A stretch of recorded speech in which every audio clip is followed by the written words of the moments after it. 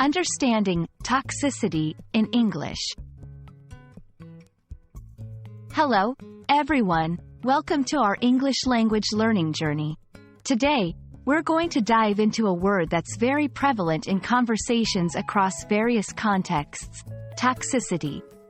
By the end of this video, you'll understand what toxicity means, how to use it, and we'll also look at some examples to help you master the concept. So, let's get started. Toxicity comes from the word toxic, which originally refers to poisons or chemicals that can cause harm to your body. However, when we use the word toxicity in everyday language, it's usually not about literal poison. Instead, it's a metaphorical use, meaning that something is harmful, damaging, or negative, especially to a person's mental and emotional well-being. For example, if someone talks about toxicity in the workplace, they're referring to behaviors or a culture that is harmful to the employees and their work environment. Toxicity can be used in a variety of contexts. Let's look at a few. Personal relationships. In personal relationships, toxicity describes interactions that are consistently negative, draining, or destructive. This could be a friendship or a family dynamic where one person is manipulative or overly critical. Online environments.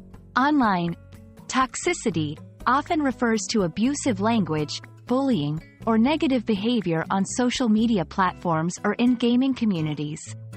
This type of environment can make it unpleasant for others to participate and engage. Workplaces. In the workplace, toxicity could mean a hostile work environment, where there is a lot of backbiting, unfair treatment, or stress. It's an atmosphere that can lead to burnout and job dissatisfaction. Recognizing toxicity is crucial for healthy living.